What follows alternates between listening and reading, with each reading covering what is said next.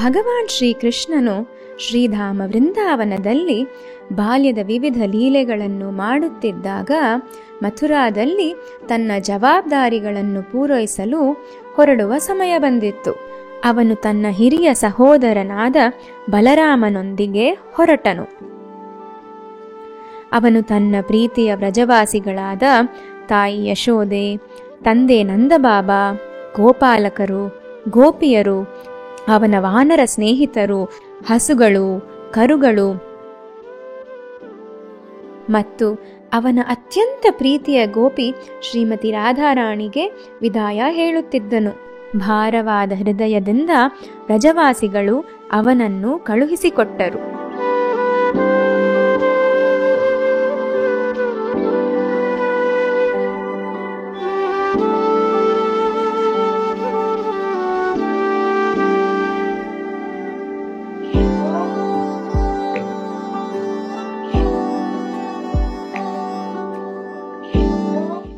ಕಟ್ಟ ಕಡೆಗೆ ಶ್ರೀಕೃಷ್ಣನು ದ್ವಾರಕಾದ ರಾಜನಾಗಿ ಸ್ಥಾಪಿತನಾದನು. ಅಲ್ಲಿ ಅವನು ತನ್ನ ಅವಲಂಬಿತರನ್ನು ರಕ್ಷಿಸಿದನು, ವಿವಿಧ ಅರಮನೆಗಳನ್ನು ನಿರ್ವಹಿಸಿದನು ಮತ್ತು ಅವನ ಎಲ್ಲಾ ರಾಣಿಯರನ್ನು ಸಮಾನ ಕಾಳಜಿಯಿಂದ ನೋಡಿಕೊಂಡನು. ಒಂದು ದಿನ ಅವನ ಎಲ್ಲಾ ರಾಣಿಯರು ಭಗವಾನ್ ಶ್ರೀಕೃಷ್ಣನ ಬಾಲ್ಯದ ಲೀಲೆಗಳ ಬಗ್ಗೆ ಕೇಳಲು ಕುತೂಹಲಗೊಂಡರು. ಆಗ ದ್ವಾರಕೆಯಲ್ಲಿ ಕೃಷ್ಣನ ಬೃಂದಾವನ ಲೀಲೆಗಳ ಬಗ್ಗೆ ತಿಳಿದಿದ್ದ ಏಕೈಕ ವ್ಯಕ್ತಿ ತಾಯಿ ರೋಹಿಣಿ. ಆದ್ದರಿಂದ ಅವರೆಲ್ಲರೂ ಅವಳನ್ನು ಸಂಪರ್ಕಿಸಿದರು.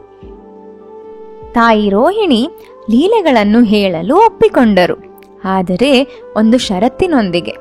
ಶ್ರೀಕೃಷ್ಣ ಬಲರಾಮರು ಇದನ್ನು ಕೇಳಬಾರದೆಂದು ಮತ್ತು ಸುಭದ್ರೆ ಕೋಣೆಯನ್ನು ಕಾವಲು ಕಾಯಬೇಕೆಂದು ಅವಳು ಬಯಸಿದಳು. ತಾಯಿ ರೋಹಿಣಿ ಕೃಷ್ಣನ ಜನ್ಮದಿಂದ ಪ್ರಾರಂಭಿಸಿ ಲೀಲೆಗಳನ್ನು ಹೇಳಲು ಪ್ರಾರಂಭಿಸಿದರು.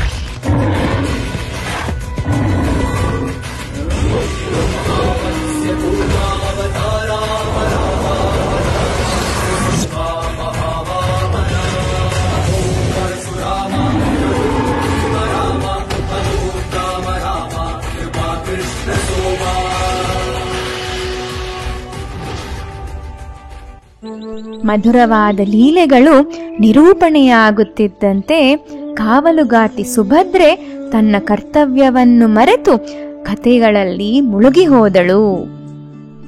ಅವಳು ಲೀಲೆಗಳಲ್ಲಿ ಎಷ್ಟು ಮುಳುಗಿ ಹೋದಳೆಂದರೆ ಅವಳ ಪಕ್ಕದಲ್ಲಿದ್ದ ಶ್ರೀಕೃಷ್ಣ ಬಲರಾಮರನ್ನು ಗಮನಿಸಲಿಲ್ಲ.